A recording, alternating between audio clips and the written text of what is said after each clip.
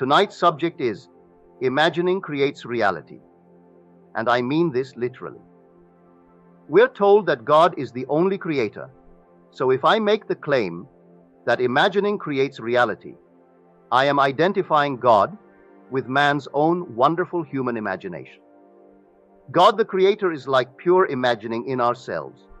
He works in the very depths of our soul, underlying all of our faculties, including perception, but He streams into our surface mind, least disguised in the form of creative fancy. D. Fawcett. That is a daydream. We can catch Him in the act of creating, yet it is my very self, for I am imagining. And if what I'm imagining I do not forget, and then as time goes on it comes to pass in my world, then I have found Him. I have found the source of creation in my world. I have found the one who creates. So tonight, this is my subject. Imagining creates reality. And because God is the only creator, if I can imagine a state and bring it to pass, then I have found Him. Now remember, His name is I Am, forever and forever. Acts 3:14. So I'm imagining, well, who is? I am. Well, that's He, that's God. Don't forget it, so that I may discover who He is. If I imagine and then go my way and forget what I did, I may not recognize my own harvest when I reap it in my world. It may be good, bad, or indifferent. But when I reap it, forgetting how I did it, I haven't found Him. So this is tonight's story. You don't have to be rich to travel, but you must be imaginative to travel. You could have all of the wealth of the world and remain in a little hut, afraid of tomorrow's need, and have nothing but a vivid, wonderful imagination, and travel the world over. Not just in what the world would say, your imagination, but objectively, as the world will call it, reality. For all things exist in your own wonderful human imagination. Now let me tell you a story that I know quite well. The lady is my age, approximately my age, maybe a few years one way or the other. This happened when she was 16. She lived in Northern California. She was devoted to her father, and he lived high, wide, and handsome. No member of the family, including his wife, knew anything concerning his income. He just supplied all of their needs and supplied it well. Then he was killed. I did not press her to tell me how he was killed, but he was killed. She was 16. Overnight they discovered they had nothing. And the mother said, I could not stand the environment laughing at us, ridiculing us, so let us move to San Diego. With the little that they had, they moved to San Diego. This girl, who is today a truly great artist, she had no, outside of her artistic talents, she didn't know what she could do to earn $1 outside of waiting on tables. So she got a job as a waitress. And it's now Christmas Eve. She's riding home on an open streetcar. It's raining. The car is loaded with lovely boys and girls going home for Christmas with their last-minute purchases, and they're singing and having the most marvelous time. And she cannot restrain the tears. Luckily for her, it's raining, so she sticks her face into the heavens and mingles the rain with her tears. And the salt of her tears she tasted. Then instantly she said to herself, and this is what she did. She transformed the entire scene. While holding the rail at the back of the open car, which is simply a conveyance, she said, this is not a streetcar, this is a ship, and I am not tasting my tears. I am tasting the salt of the sea and the wind. She rode home actually living in a certain mental state that she was on a ship moving into Samoa. She rode the entire journey, holding that rail as though the rail were the rail of a ship, and the salt of the sea was driven inward to her face by the wind. And at the very end, she was coming. She felt it was a moonlight night, and she heard someone say to her, "Isn't it a heavenly night? We're coming into the bay, Manono, bay." And then the car came to the end. 2 weeks later, she received a letter from Chicago from a law firm. They enclosed a check for $3,000 and said that her aunt, before she left for Switzerland 2 years ago, had deposited with them a certain sum of money with instructions that should she not return or should she die, in the interval that $3,000 must be paid to this niece of hers. Within 1 month, she was on a ship sailing for Samoa.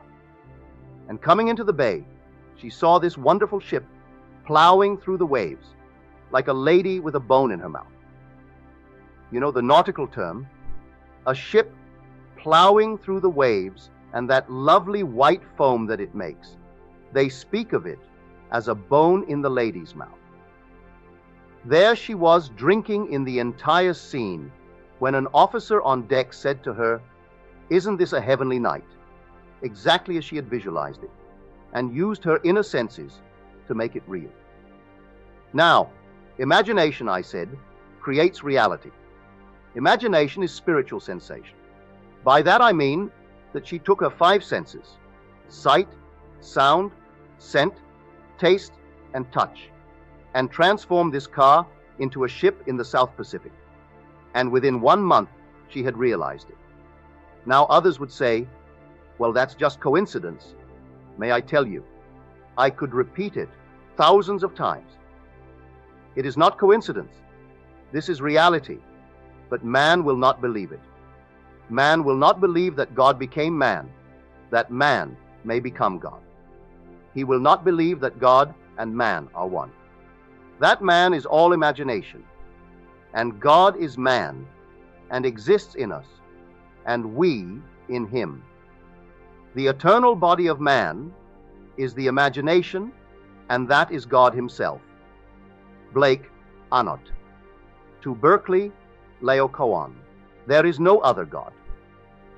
In the end, we will come out as an awakened being, an awakened imagination, where all things are subject to us, for we know who we are. If imagining creates reality, it doesn't really matter what the present moment displays. It could only be the outpicturing of a certain imaginal act. Well, I will arrest that imaginal act and change it within myself. Well, how do I change it? Does Scripture suggest it? Yes, in the 18th chapter of the book of Jeremiah.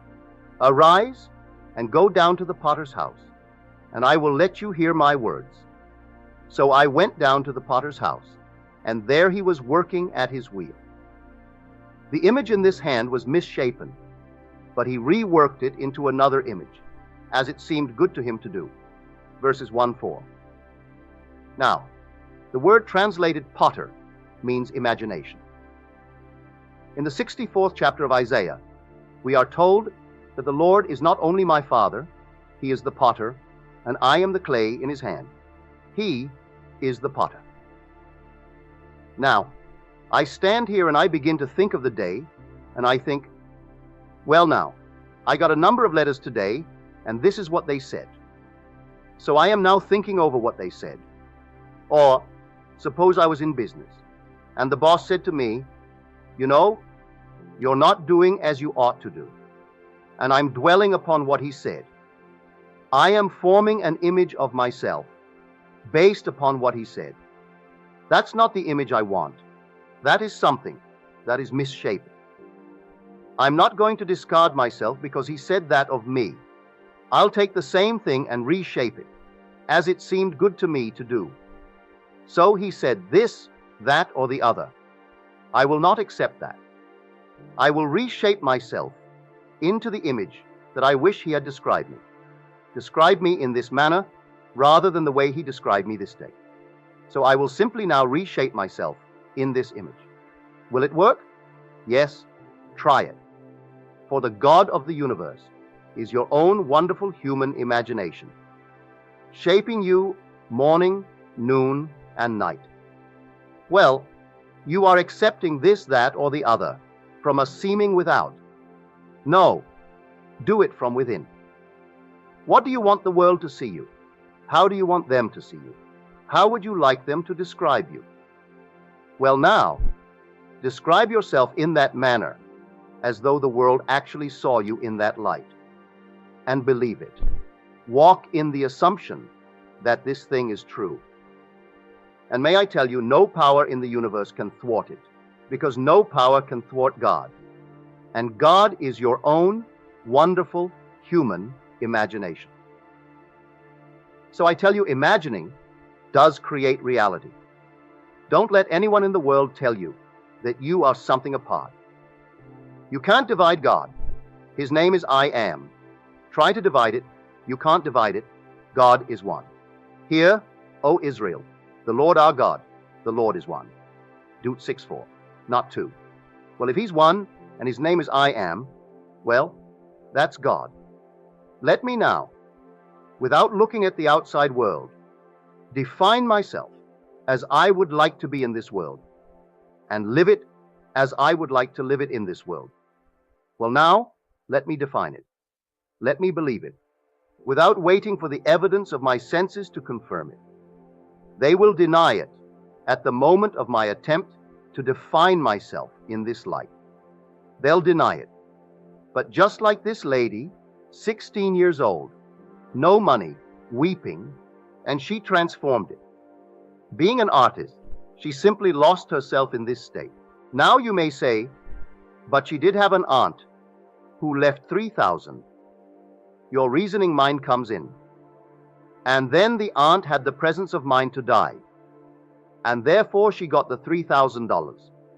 And being young, she simply took off without considering the future and had this heavenly time in the South Pacific. That's what reason will tell us. But I tell you, that's how this law works. It never fails. If you will go all out and live in it. Your own wonderful human imagination is God, and there is nothing but God. And because God cannot die, He's the God of the living. When this little garment comes to its end, regardless of how it comes to its end, you, the living being, cannot die. You survive anything that happens to you in this world. But you will still be in a world just like this until you reach the end, when you awake from the dream of life. When you awake from the dream of life, then you are you're in an entirely different age, and you realize the oneness of being who you really are.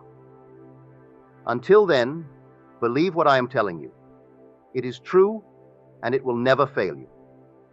A few weeks ago, a friend of ours, who is here tonight, told us, and I told you the story. He took his barber from the low man on a totem pole. He was fourth in the barber shop. And when he discovered, while sitting in his chair, that he did like to barber, and he was not ashamed of it, he loved it. He said, "All right, you really love it? I'll take you up." In his mind's eye, he saw him at the very top of his profession.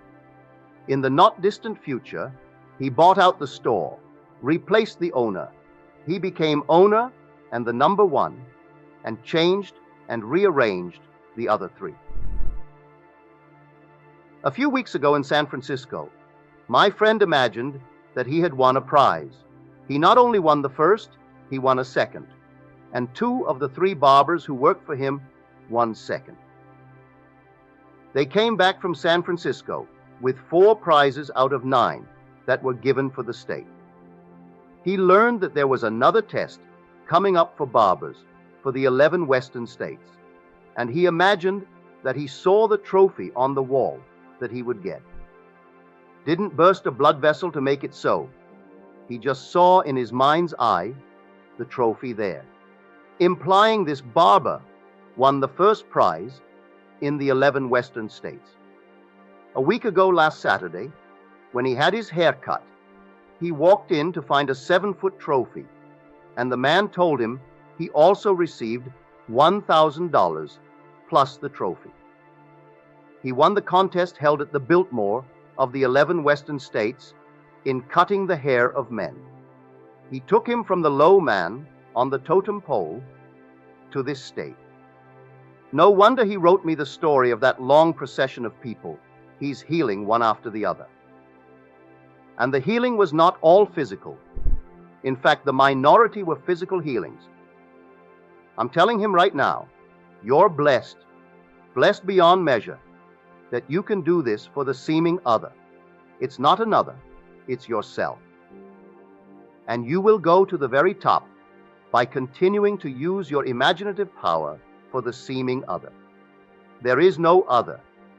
Hear what they need, what they would like, and then you simply, in your own wonderful way, as you're trained, do it and let it take place in your world.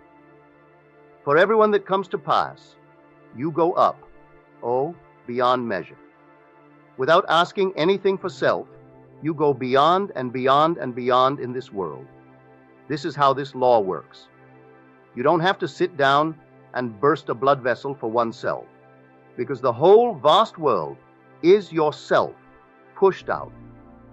What do you want? You do? Well, now I will hear it for you. Don't ask beyond that moment. I will hear it for you and then go. A friend of mine, who is here tonight, told me Saturday night. He said, "Neville, you may tell this story from the platform." I had hesitated to tell it until I got his permission. I was in Barbados when this thing happened in New York City. His mother pleaded with him to come to New York City because of a tragedy in the family, and he figured, if only I could find Neville.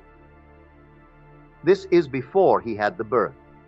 He wouldn't do it today because he has been born from above, and he's found David, the Son of God, who called him Father. But this was before the birth. If only I could find Neville, I know that I would ask it of him, and I would listen to whatever he said. The mother called him back and said, "You've got to come." Well, the problem was, the brother, who was a tender, undoubtedly, a tender, loving, gentle fellow, I'd trust him implicitly. As I said to him Saturday night, "I think your mother must be a darling. Really, she must be a sweetheart, from all that you've told me. But we are a family, and when something happens, we all pull together to protect any injured member of that family." What happened to his brother? To cause the violence for one moment doesn't really matter. But in that moment of violence, he killed a man. Well, we need not go into detail. He killed a man, didn't deny it. And then the mother called and said, "You must come." He said, "I know, but Neville is in Barbados, so they say." But I had a dream. It was more than a dream. It was a vision. A woman said to me in my vision, "If you find Neville, he will give you the rainbow in the sky, if you find him." So I knew I had to find you. So I thought, I'll take a chance and call you. He called me when we just got into the house back from Barbados, before he was taking off for New York City. And when he told me the story, I said, "Forget it. It's done. God is infinite mercy, nothing but forgiveness of sin. I don't care what a man does. When the Spirit of Christ is formed in you, you forgive everything in this world. There's nothing you don't forgive. I don't care what it is. The most horrible thing in the world, you forgive it." He hardened Pharaoh's heart, not to let his people go. How can you condemn Pharaoh? That is the story. And so I said, "It's done." And he and I, over the phone, heard each other. His request and my bold assertion, "I have heard it. It's done." Well, this past 2 weeks, the mother called to say he has been set free. I did not ask him Saturday night. I will never ask him why he did it, how he did it. It makes no difference to me whatsoever. For I'm going to tell you, Not one of us in this world, when we reach the end, can say we have not killed someone. You play every part in this world, but every part. No one escapes playing that part, so that in the end, you will forgive all, because you've done it yourself. When memory returns at the end of the journey, you have played every part in the world. You've been a thief, a murderer, everything that you can think of. And there is not one little thing that man could ever do that isn't recorded in Scripture. To fulfill Scripture, you had to play all the parts. Had I not played everything in Scripture, I could not have been born from above. Had he, who so loves his brother and couldn't understand how his brother could ever have done it, I will tell him, he did the same thing. We've all done it. We have murdered, we have stolen, we have done everything in this world that today the world condemns. And when we reach the end of the journey and the Spirit of Christ is formed within us, which is continual forgiveness of sin, we see no one that we can condemn. It's one of those things. You don't have to go out and try to publicize it to get an office in this world, to say I'm against war. No, that's not it at all. They are still capable of murder, those who are saying it. That's not it. You've done it. And having done it, it's not that you're indifferent to it, but the whole vast world is a play, and God is playing all the parts. So you realize who you really are, the author of the whole play, and you're playing every part in the world. But tonight, we want to be right down here on this level. Take everyone here. You don't have to abide by anything that is now taking place that you dislike.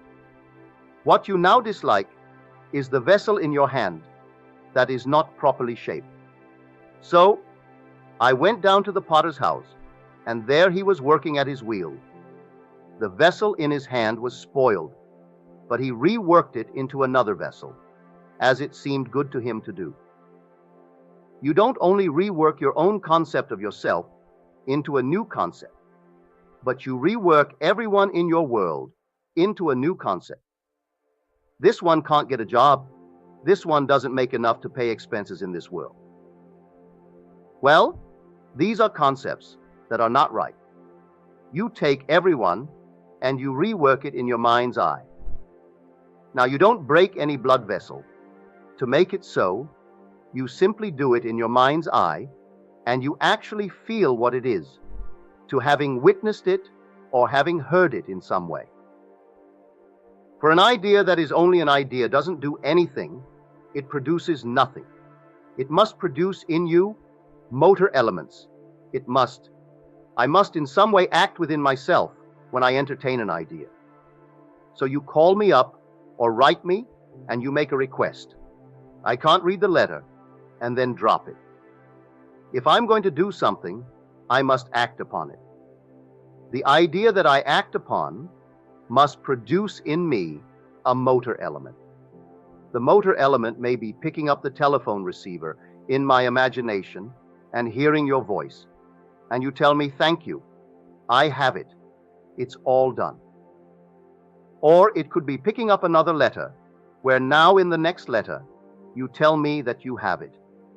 Or it could be meeting you in the flesh and embracing you, and you tell me that you have it. I will not know what I will do, but I will do something that is a motor. It's a motion within me. And this takes the idea from just being an idea into a creative state. And it never fails, may I tell you. It will not fail you. A plain idea, just an idea, doesn't work. It must produce in me, or in you, or in anyone who would bring it to pass, that motor element. The very first creative act, as recorded in Scripture, and the Spirit of the Lord moved upon the face of the waters. Genesis 1:2. It's motion. I stand here, and I would like to be elsewhere. Well, now, I close my eyes to the obvious, and then I see the world as I would see it if I were elsewhere. That's motion. Yet I open my eyes, and I am still here. But I went and prepared the place. That is motion. That's psychological motion. So I stand here, and I desire something which, if it came to pass, would find me elsewhere, spatially.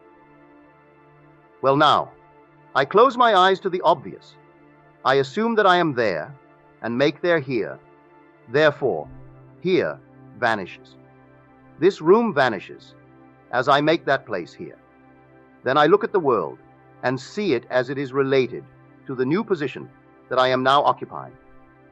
I feel the reality of this state. So I've moved. I move from where I am now to where I want to be. This is creativity.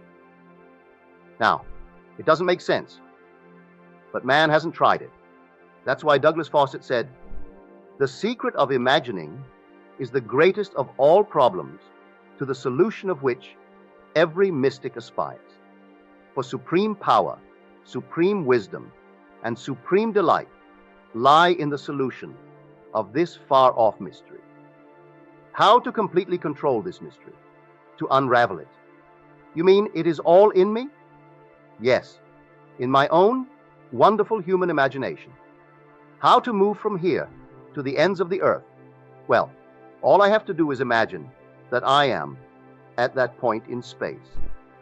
How will I know that I am actually there? Then mentally look at the world. Look at the world mentally. If you assume that you are elsewhere, then look at the world and see the world as it's related to that position in space that you are assuming that you have occupied. Mr. Hoover made the statement at the convention in San Francisco when he addressed the GOP. I think the year was 1958. No, 1960. I know because he sent me a copy of his address and requested a copy of my book, Awakened Imagination. Now, when that came out, I do not know, but that was what he requested. He sent me his autograph message. This is what he said: "Human history, with its many forms of government, its revolutions, its wars, in fact, the rise and fall of nations, could be written in terms of the rise and fall of ideas implanted in the minds of men." Now, here is our late President Herbert Hoover. If the change of government is but the result of the change of ideas implanted in the minds of men, can you see what we are doing today in planting the horrors of the world? We go home and turn on TV or radio or read the morning paper, and no headline would be a headline unless it scared you. It has to scare you in order to really attract your attention. If tomorrow morning you saw a headline and some prominent person is dead or murdered, that's better. You buy the paper. But see a headline, "Things are all right now." You go blindly on, means nothing. Read some scandal of some prominent person, you stop and you buy the paper. Now that's our entire system. Well, the rise and fall of nations could be written in terms of the rise and fall of ideas implanted in the minds of men. Now that is true. That is Scripture. He wrote it in his own marvelous way. It's all recorded, for all his words are recorded, and they are on record. If I really want this country to survive and go beyond what it is now, I should be very careful what ideas I'm implanting in the minds of our citizens. And when we allow everything, and we have to allow it, but we encourage it. Allow it, but don't encourage the horrors in order to sell a paper or to sell toothpaste or something else. For the entire thing is imagining creates reality. Believe it or not, it's true. And if we want to live in this wonderful land of ours and go to the very top and enjoy it fully, well then, when you meet someone, no matter what he tells you, put a new idea in its place. Just the negative, and just put something that is lovely in its place. Just put it aside. If you have time, then show him why you're doing it, and tell him why you're doing it. If he cannot believe you, without his consent, without his knowledge, when you are alone, think of him and imagine he is telling you what you would like him to tell you. It's your privilege, because you want a world that is not disturbed by his strange, stupid, negative states. And so, he will not believe it. And when it happens to him in the world as something lovely, he will never know that you were the source of the lovely things that happened to him. You know it, but you need not crow. Leave him alone. He'll go through not knowing the harvest that he's reaping. For I send you to reap whereon you did not sow. John 4:38. But I send these out to sow, and when you know it, no matter what they do, you do the lovely thing. If you do not falter, these lovely things will come into harvest in your world, and we will all reap the benefits. Believe it. Here is a child of 16. Now, she never heard me. I did not meet this lady Dora, until 1945 in San Francisco. This happened many, many years before, so she was not influenced by anything I said.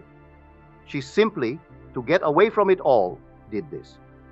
And here, the salt tears are coming down, and she simply began to transform them into the salt of the sea, brought to her by the wind. Then, the little rail, she transformed that into a rail of a ship. Then, everything about it she made real. And then came the $3,000 check. In those days, it would be worth today's $6,000. She simply went off to her Samoa and had the most heavenly time for quite a long while. But she never forgot that she, in this moment of despair, imagined a state. And it worked that way. So I'm asking everyone here to try it. Don't pray to any God on the outside, because he isn't there at all. Turn to no object in space as God. There is no God on the outside. The God is invisible. When you say I am, you think of the face that you're wearing, and you say, well, I am John, I am Mary, I am Jan, I am this. That's only a mask. But you'll know who you really are when God's only begotten Son, David, stands before you and calls you Father. He looks into this perfect being that you really are and calls you Father. Then you know who you are. He doesn't call you Neville or John or Peter or Jan or Mary. He calls you Father. You are the invisible God, and he is the express image of the invisible God. So he's being formed. He's already formed, and when, in you, you reach the end of the journey, he explodes, or you explode, and he stands before you. And here is David of biblical fame. He looks right into your face, and you've never known such love, such affection, just something that you can't describe in words. You love people here. Yes, you certainly do. But when you look at David, you can't describe your love and your devotion to this David and his love for you. He sees you as this eternal Father. He calls you Father, and then the journey is at an end. In the meanwhile, you'll tell it to everyone who will listen to you, and so that you set everyone free in the world. Are you unemployed? All right. Tell me that you are gainfully employed beyond what you thought you could ever earn. Just tell me mentally. You are now not well. Well, now, you tell me mentally that you never felt better. And you are lonely. Tell me you've never known such company and such affection and such devotion. And you tell me. And then, having heard it all, you walk as though you heard it. So this subjective appropriation of your objective, hope for this, that, or the other. And you walk, never turning back, never questioning the reality of what you've done, and it all comes to pass. Then you have found him. I have found him of whom Moses and the law and the prophets wrote. Who? Jesus of Nazareth. Well, Who is he? He is the Lord. He is God the Father. I have found him. I have found the source of the phenomena of life, that what I did not know in the past, and all these things were happening to me, it was caused by the same source. There is only one source. There aren't two gods, only one. But I didn't know there was only one. I thought there was God, and some strange thing in the distance. Now a lady wrote me this. She said, I had the strangest vision, the most horrible experience. Hear this being said to me in the most, well, I would not even use the word. She said, I'm ashamed even to put it in print to you. You've never known such a curse in your life. And the word was named on your head. Well, I could hardly believe that someone could so curse me. And I said, why? The same being replied, because I want you. Now she says, I could hardly believe that someone could so want me. I can accept that they want me, yes, but want me and still could curse me to that extent. The thought that came to me after the whole thing was over is the word because. I can understand them wanting me, their curse, which to me is beyond measure. The curse was horrible. But why? Because I want you. I'll tell you why. When you go home, you read the 3rd chapter, the 10th through the 14th verses of Galatians. Let me summarize Galatians for you. Galatians. And Paul is now speaking for you and for everyone who has arrived at the point where you have. Paul is stating for everyone who arrives at that point of complete rejection of all authorities, institutions, customs, and laws that would interfere with the direct contact of the individual with his God. And when one cannot, may I tell you, I know it from experience, for in my visions, churches, organized societies, organized politics, they are all personified. Everything is human in eternity. Rivers, mountains, cities, everything is human. For God is man. Thou art a man, God is no more. Thine own humanity learn to adore. Blake, Everlasting Gospel. So everything, even this building, is personified. And it's a person when you meet it in the spirit world. What it represents. If it represents greed of the ladies who operate here, you will see in it that person. If you try to detach yourself from it, it will curse you, for they want to feed on you.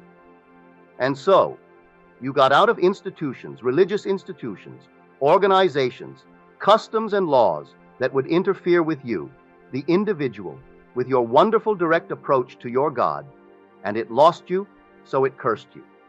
It has no power whatsoever, none whatsoever. Leave it alone. You do not fight with these shadows. I encounter them all the time. When I first saw this horrible, monstrous thing, talk about the witches in Macbeth, why they're like little children, compared to this monster that I first encountered in the cave, teaching the little children the black arts, the arts of hurting, of murder, of everything. As I stood at the opening of that cave, and she screamed, the screech in her voice didn't affect me at all. She said, "O man of God, what have you to do with me?"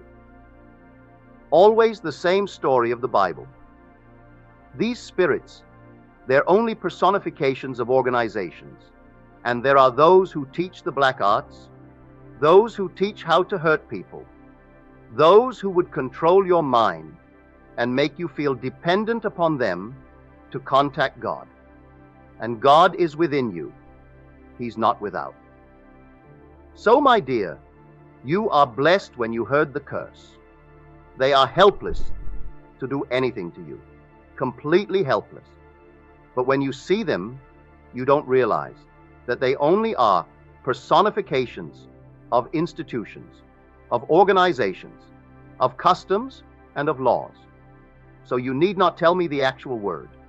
You've told me in the way you tried to, without putting it down on paper.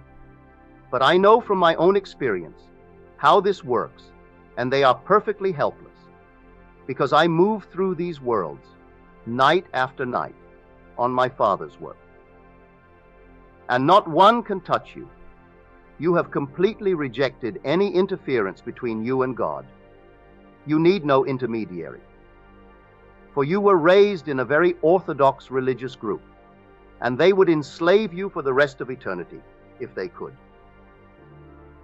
But man leaves it one by one. We all leave it one by one.